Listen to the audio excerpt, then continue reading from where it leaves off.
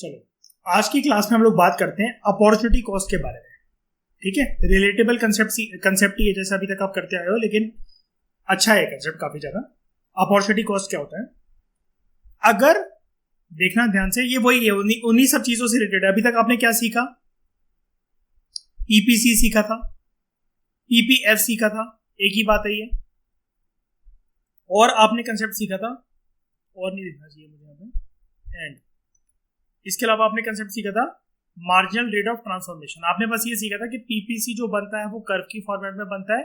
इसी curve format को अगर आप टेबुलर रिप्रेजेंटेशन दे दो then it will be MRT, marginal rate of transformation.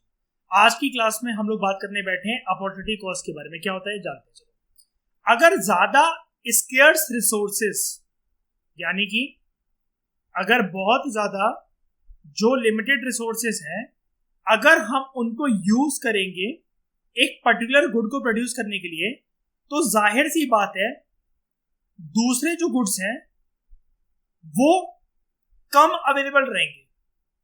ये वही वाली चीज है ना, कुछ इसमें नया तो नहीं लगा इस लाइन में? बताओ, एक गुड अगर प्रोड्यूस करना है, भूल गए क्या गुड ए और गुड बी की डिबेट? अगर ये गुड ज्यादा प्रोड्यूस करना है तो ये तो कम ही प्रोड्यूस होगा ना। बताओ, ये तो कम ही प्रोड्यूस होगा ना, बिकॉज हमारे ऊपर कंडीशन क्या है, रिसोर्सेज आर लिमिटेड नेचर। वो लकड़ी के फट्टे याद है, या तो उससे टॉय बन सकते हैं, टेबल कुर्सियां बन सकती हैं, याद है ना वो डिबेट? ठीक है, तो गुड ए को अगर हमें प्रोड्यूस करना है तो गुड बी की क्वांटिटी कम करनी पड़ेगी, रिड्यूस करनी पड़ेगी। इसको पता है क्या कहते हैं? अपॉर्चुनिटी कॉस्ट का कंसेप्ट क्या कहता है? इसकी भाषा चेंज कर दो। आपने एमआरटी में ये पढ़ा था ना, कि ये देखो एमआरटी में आपने क्या पढ़ा था, कहां गया एमआरटी, ये number of units of one good that must be forgone to produce one unit of another good. यहां पर मतलब हम लोग एक गुड से छीनकर वो रिसोर्सेज दूसरे गुड में पटक रहे थे ताकि दूसरे गुड की क्वांटिटी को बढ़ाया जा सके।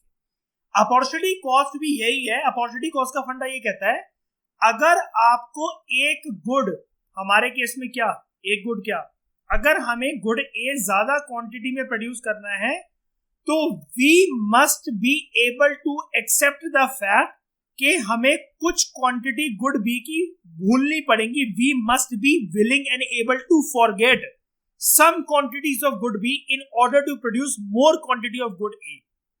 बी की कुछ क्वांटिटी हमें भूलनी पड़ेंगी अगर हम चाहते हैं कि ए की क्वांटिटी एक्स्ट्रा प्रोड्यूस हो। क्योंकि कुल मिलाकर डिबेट इसी बात पे ऐसा क्यों करना पड़ेगा, because resources in the economy are very much limited in nature. बताओ मुझे जरा, कोई डाउट है? यहाँ दिक्कत है? वही चीज है, कुछ भी नहीं है। जो हम पीपीसी में पढ़ते हुए हैं वही, उसी की भाषा चेंज करके है, और एमआरटी की भाषा वही है, उसी की भाषा का पार्ट है ये। देखो पढ़ाता हूं मैं आगे एक बार, देखो जरा, फिर बता रहा मुझे। If more limited sorry, if more limited resources are used to produce a particular good, less goods are available for the production of other goods. तो अगर एक गुड को प्रोड्यूस करना है हमें ज्यादा क्वांटिटी में, लिमिटेड रिसोर्सेज का, स्केर्स रिसोर्सेज का इस्तेमाल करके। रिसोर्सेज तो हमेशा आप ये मान के चलना, कंडीशन हमेशा ही रहेगी, they are scarce in nature, they are limited in nature. लेकिन चलो हम लोग अपॉर्चुनिटी कॉस्ट के कंसेप्ट के ऊपर बात करते हैं। अगर लिमिटेड रिसोर्सेज यूज करे जाने एक पर्टिकुलर गुड को प्रोड्यूस करने के लिए, और यहां पर हम लोग गुड मान लेते हैं दिस इज गुड ए, तो जब ज्यादातर रिसोर्सेज स्केर्स थे, रिसोर्सेज लिमिटेड थे, अनलिमिटेड तो थे नहीं। कभी भी किसी ज्योग्राफी इकोनॉमी के अंदर अनलिमिटेड रिसोर्सेज तो रहते नहीं है। अगर हमने उन लकड़ियों से टॉय ज्यादा प्रोड्यूस कर लिए तो लेस रिसोर्सेज क्या एग्जांपल मान लेते हैं, वो लकड़ी वाला, less goods are available for the production of other goods. Other goods क्या है यहाँ पर? गुड बी मान लेते हैं उसको। और गुड बी क्या? Tables and chairs. Tables and chairs. अगर हमें लकड़ी से बने हुए खिलौने ज्यादा प्रोड्यूस करने इकोनॉमी के अंदर, तो लकड़ियां तो लिमिटेड है, तो खिलौनों की मात्रा, अगर टॉयज की क्वांटिटी अगर हमें बढ़ानी है तो टेबल्स और चेयर्स की क्वांटिटी को हमें रिड्यूस करना पड़ेगा। क्योंकि हमारे पास ऑप्शन कुछ नहीं है, हम सिर्फ एक ही, हमारे हाथ बांध दिए गए हैं किस चीज से? Resources are very much limited and scarce in nature. बता दो मुझे जरा, कोई दिक्कत लगी? पक्का? आगे देखो, there always exist a cost. अब अपॉर्चुनिटी कॉस्ट को कहा क्यों जाता है? हमेशा जब आप एक किसी चीज को चूज कर रहे हो तो उसके साथ एक कॉस्ट होती है। क्या कॉस्ट होती है? आपको किसी और चीज को भूलना आशिमा, दिवजोत। दो बंदे हैं, दिवजोत, दोनों आपसे शादी करना चाहते हैं। एक आपने देखा यार स्मार्ट बहुत है, दूसरा आपने देखा यार पैसे वाला बहुत है। अब इस पे वो मत हो जाना, हाइपर मत हो जाना, एक एग्जांपल कहने का तरीका बता रहा हूं, ठीक है। अगर आपको स्मार्ट वाला पर्सन चूज करना है, दोनों से तो शादी करके तो नहीं रह सकते ना, ठीक है। अगर आपको स्मार्ट पर्सन चूज करना है तो पैसा भूलना पड़ेगा, पैसे को चूज करना है तो स्मार्टनेस भूलनी पड़ेगी। यानी कि स्मार्ट वाले के साथ सिर्फ फोटो ही अच्छी आएंगी, पैसा नहीं रहेगा। दूसरे वाले के साथ पैसा बहुत आएगा लेकिन फोटो में ऐसा दिखेगा कि बगल में कोई सुअर खड़ा हुआ है शायद से। बात सही है ना यार? देखो, अगर दो बंदे हैं, बुरा मत मानना, मैं वैसे कह रहा था यार, किसी एक से शादी कर सकोगे। अगर किसी एक से शादी कर ली तो किसी एक को तो भूलना पड़ेगा ना। अगर इसको आपने चुना है तो इसका पत्ता तो कट गया, लेकिन हर चीज के साथ एक अपॉर्चुनिटी कॉस्ट आती है। अगर इसका पत्ता कटा है तो कुछ चीजें जो इससे शादी करके मिल सकती थी, पैसा या वो बहुत पॉपुलर था या कुछ भी था, तो वो चीजें नहीं मिल पाएंगी। यहाँ पर मान लो कि इसके बाद आपने पैसा चूज करा, ठीक है, तो वो चीज आपको यहाँ पर नहीं मिल पाएगी। भाई ये एग्जाम्पल है, न्यूट्रल है, ये मैं ऐसा नहीं कह रहा हूँ कि आपको मैं गोल्ड डिगर दिखा रहा हूँ। ये लड़के भी कर सकते हैं क्योंकि दो बंदी हैं भाई, तो इसमें कोई, जो जितने भी लोग सुन रहे हैं, इसमें कोई ऑफेंड वाली बात नहीं है कि दो बंदी हैं। अपने एग्जाम्पल में पकड़ लो, एक बहुत सुंदर दिखती है, एक के पास बहुत पैसा है, तो मेरा प्रॉफिट मुझे किसमें दिख रहा है ज़्यादा, कि मुझे सुंदरता चाहिए, कैराट वानी जैसी वाइफ चाहिए, या फिर मुझे माला माल होना है, तो करूँ क्या मैं? तो अगर एक को चूज कर रहा हूँ तो एक को तो भूलना पड़ेगा ना। तो जो मैं भूल रहा हूँ ना, जिसको मैं सेक्रीफाइस दे रहा हूँ, उसको कहते हैं मेरे ऊपर एक कॉस्ट है। अब समझ गए अपॉर्चुनिटी कॉस्ट वाला? अब पता है आप कहोगे यार ये वाला एग्जांपल क्यों ले रहे हो, ऐसे एग्जांपल। अपॉर्चुनिटी कॉस्ट दोस्तों हर एक चीज में लाइफ में इस्तेमाल होती है। ये जो मैंने एग्जांपल दिया ना, ये हंसी मजाक करने के लिए नहीं दिया, सच में अपॉर्चुनिटी कॉस्ट ऐसी होती है यार। अब सुनने वाले चाहे एग्री करे चाहे ना करे, मुझे फर्क नहीं पड़ता, मेरा चैनल है भाई, मैं तो जो मर्जी बोलूंगा, निकलना जिसको वो निकल सकता है। लेकिन मुझे एक बात बताओ, दो गर्लफ्रेंड है भाई, ठीक है, मुझे दोनों से प्यार है, दोनों को मेरे से प्यार है, लेकिन यार चीट नहीं कर सकता, किसी एक को चूज करना पड़ेगा। अगर एक को मैं भूल रहा हूं और जिसको मैंने चूज करा उसके साथ आगे चल के मेरी अच्छी नहीं चली, तो दिमाग में एक बात नहीं आती है, बताना जरा आशिमा, दिवजोत, कि यार काश यार उसका दिल ना तोड़ा होता और उससे मेरी ज्यादा अच्छी चल सकती थी, मेरी चॉइस ही गलत थी उसको चूज करके मैं रिलेशनशिप में जो इसके साथ आया। बताओ। या जैसे आपके केस में दिवजोत, आपने हस्बैंड को वो वाले चूज करा, हो सकता है स्मार्ट था वो पर्सन, लेकिन नहीं निभ रही उसकी आपसे, आपने सोचा यार काश यार सामने वाले से ही करी होती, जैसा मर्जी थोपड़ा था कोई बात नहीं, कम से कम अच्छे से तो रखता, ना ये अच्छे से रखता ना इज्जत देता है। तो there always exist a cost of having a little more of one good in terms of other goods. मतलब अगर आपको एक किसी चीज या किसी एक पर्सन को चूज करना है तो इसको चूज करने के लिए आपकी कॉस्ट आपको बेयर करनी पड़ेगी in terms of sacrificing B. समझ में आ गया ना इसका मतलब? आपके पास 100 रुपीज है, उसमें क्या कर सकते हो आप, एक प्लेट या तो पाव भाजी खा लो या एक प्लेट छोले भटूरे खा लो। दोनों की प्लेट 100 रुपए की है ऐसा मान लो, ठीक है। अगर आप इसको चूज करते हो पाव भाजी को, तो ऑब्वियसली बात है आपके ऊपर कॉस्ट क्या आई, छोले भटूरे भाई साहब सेक्रीफाइस करने पड़ेंगे।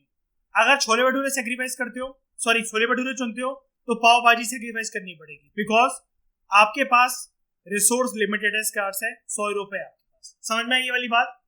ज्यादा अलग नहीं है, प्रीवियस डिस्कशन से रिलेटेड ही है। बताओ तो अब अपॉर्चुनिटी कॉस्ट की डेफिनेशन बनाएं।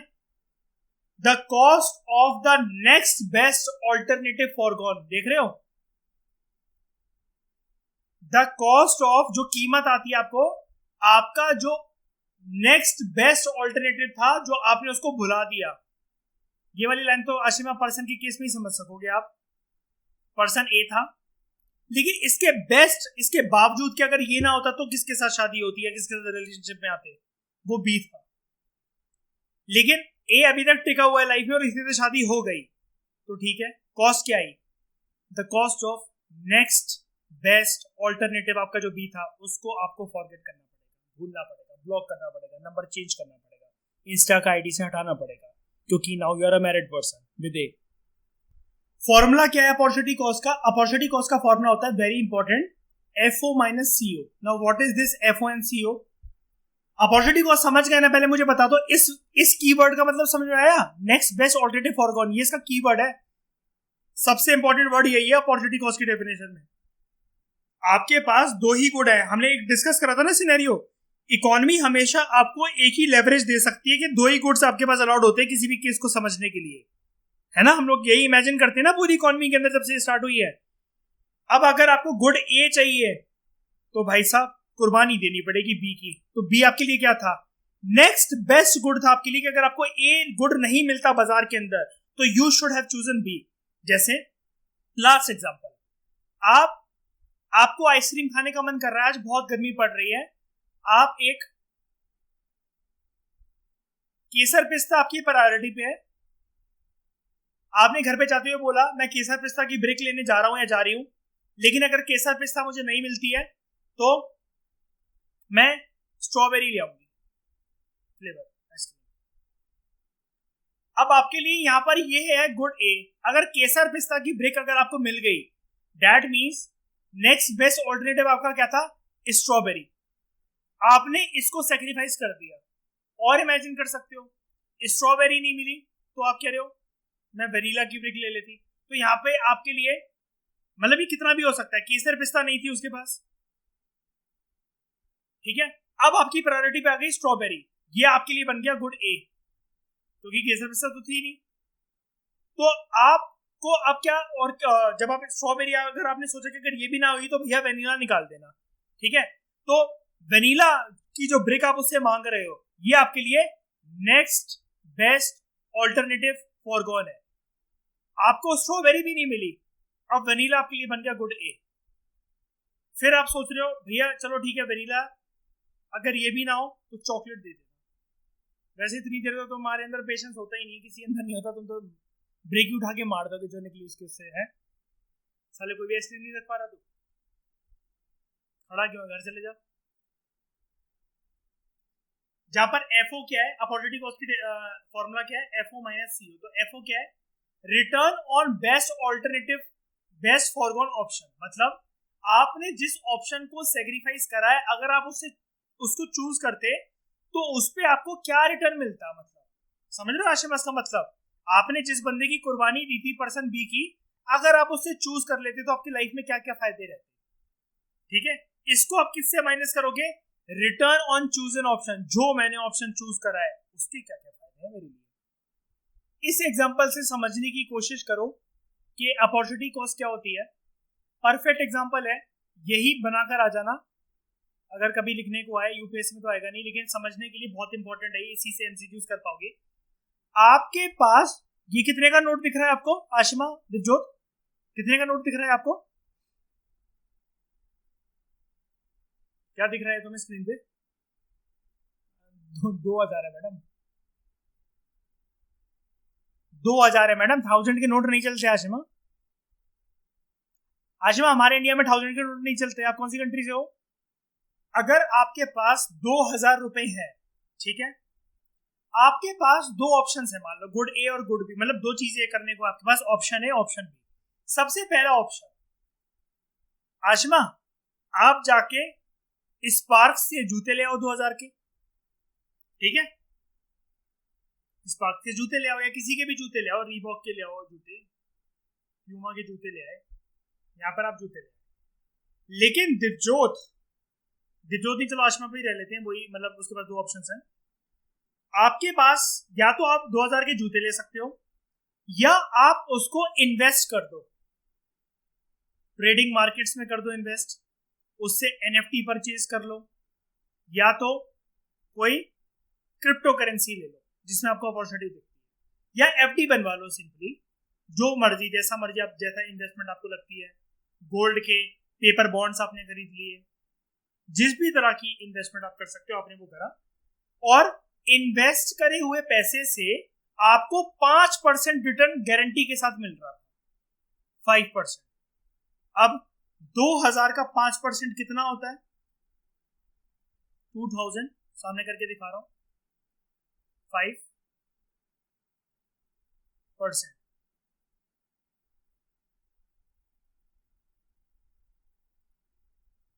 गलत हो गया, 100, हाँ 100 ही तो आ जाएगा, सही है 100। तो यस, 2000 का 5% 100 ही होगा ना, क्योंकि जैसे अगर आप इसको ये करो, 1000 का 10%, सिंपल मैथ से समझ पा रहे हो ना इसको? 1000 का 10% कितना होता है?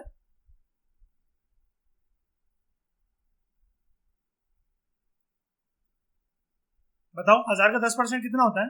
100 रुपए। 100 रुपए। 2000 का 10% कितना होगा? 200 रुपए। तो 2000 का 5% कितना होगा? आधा कर दो इसको, 100 रुपए। आ गया ना? अब मेरी बात ध्यान से सुनना, इन सारी चीजों को हटाओ। अगर आप जूते को प्रेफर करते हो कि घर से 2000 रुपए मिले या आपके पास 2000 रुपए कहीं से आए हैं, आप शूज ले रहे हो, दैट मीन्स आपने कितने की अपॉर्चुनिटी कॉस्ट आपकी आई? 100 रुपए की अपॉर्चुनिटी कॉस्ट। अब आप कहोगे अपॉर्चुनिटी कॉस्ट कैसे हुई? ये अपॉर्चुनिटी तो थी आपके लिए, अगर आप इन्वेस्ट करते तो ये आपके कुछ टाइम में 2000 रुपए 2100 रुपए हो जाते, 5% इंटरेस्ट रेट के हिसाब से, अगर आपने इसका gold bonds, fix deposits, trading, NFT या क्रिप्टो में अगर इसको लगाए होते। लेकिन आपने जूते चूज करे तो आपको 100 रुपए भूलने पड़ेंगे, और 2000 तो जाएंगे ही जाएंगे, लेकिन ये 100 रुपए भूलने पड़ेंगे जो आपको मिल सकते थे। आप ये कर सकते थे, मतलब दूसरा ऑप्शन ये था आपके पास कि मेरे पास 2000 रुपए आए हैं, मैं पूरे इसको क्यों गवाऊं, इससे मुझे 5% ब्याज जो मुझे मिलेगा, यानी कि 100 रुपए मिलेंगे, या ऊपर का ब्याज जितना मिलता रहेगा 5% करके, मैं इसके ऊपर की मलाई को खर्च करूंगा या करूंगी, जो कि है 100 रुपए। ऊपर की मलाई क्या है? 200 रुपए की ऊपर, 2000 के ऊपर की मलाई क्या आई? 5% के हिसाब से 100 रुपए। लेकिन आपने पूरे 2000 रुपए यहाँ पर लगा दिए, तो ना ही वो आपका अमाउंट 2100 रुपए हुआ, जो कि नेक्स्ट बेस्ट अपॉर्चुनिटी थी, है ना? 5% का ब्याज आपको मिल जाता, और आपके ये 100 रुपए ऐड होकर टोटल अमाउंट आपका 2100 रुपए हो जाता। 2000 रुपए ऐड जो आपके पास होते, और 5% का ये आपको इंटरेस्ट मिल जाता। तो आप समझ गए? अब मतलब समझ में आया पूरा कि इसका मतलब क्या होता है? बताओ, कोई डिफिकल्टी?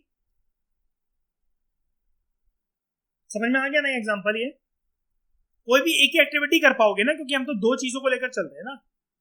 जैसे आपने कौन सा ऑल्टरनेटिव चूज नहीं करा इसमें, इस केस में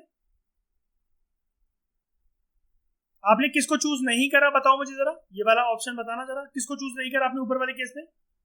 शूज को या इन्वेस्टमेंट को?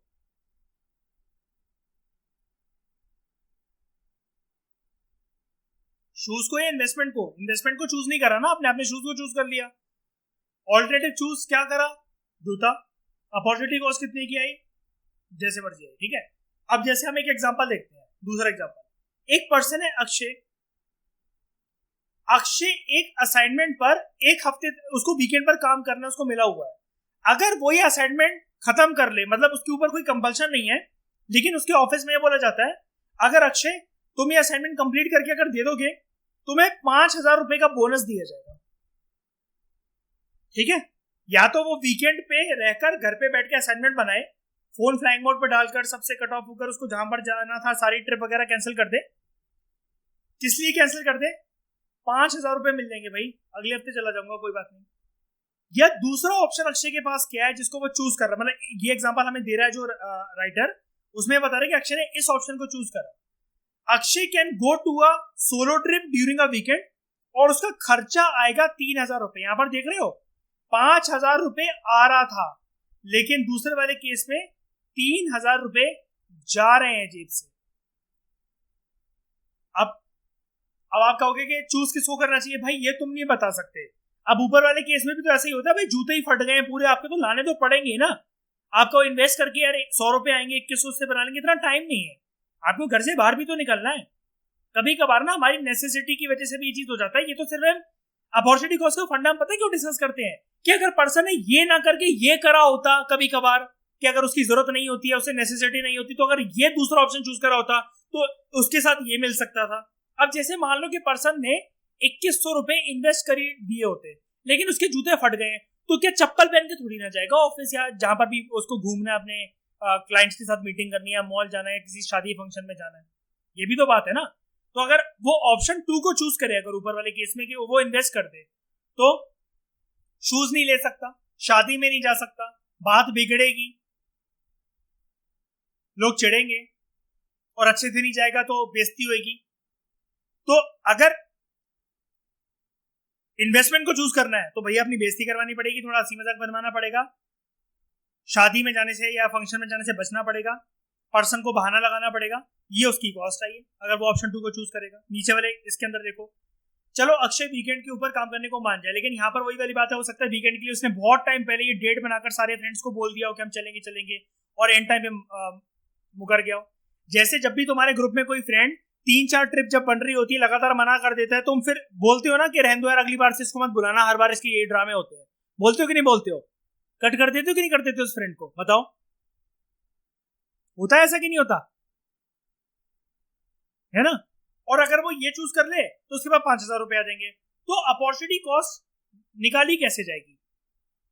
अपॉर्चुनिटी कॉस्ट कैसे निकाली जाएगी? जिसको वो चूज नहीं कर रहा है 5000 रुपए,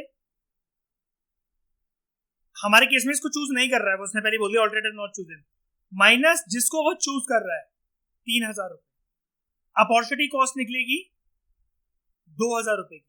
आप कहोगे ऊपर तो कुछ और दे रखा है, गलत है, गलत है। ऊपर देखो ना, ये देखो अपॉर्चुनिटी कॉस्ट का फॉर्मूला FO माइनस CO, ये देख रहे हो, बता के दिखाता हूं, ये लो FO माइनस CO भाई। इसलिए बुक पे ब्लाइंडली ट्रस्ट नहीं करना होता, थोड़ा सा दिमाग भी लगाना होता है ये चीज। जब अब जैसे ऊपर वाले केस में इसने यहां पर क्यों लिख रखा है if you bye shoes opportunity cost 100, क्यों? किसको चूज करा उसने? किसको चूज करा? अब जैसे ऊपर FO का फॉर्मूला क्या होता है? Return on best foregone option. किसको बुला रहा है वो? उसने इन्वेस्टमेंट को चूज नहीं करा। 2100 रुपए मिल जाते उसको 5% ब्याज के हिसाब से। उसने चूज किसको करा? माइनस शूज को 2000। कितना निकला ये? 100 रुपए। 100 रुपए is opportunity cost. Simple formula है, सामने निकल जाता है ये, लेकिन इसने गलत लिख रखा है। कहां गया ये? गलत लिख रखा है अपॉर्चुनिटी कॉस्ट 5000 प्लस 3000। नहीं, गलत, पूरी गलत। थर्ड एडिशन है तब भी गलती होगी। ठीक है, समझ में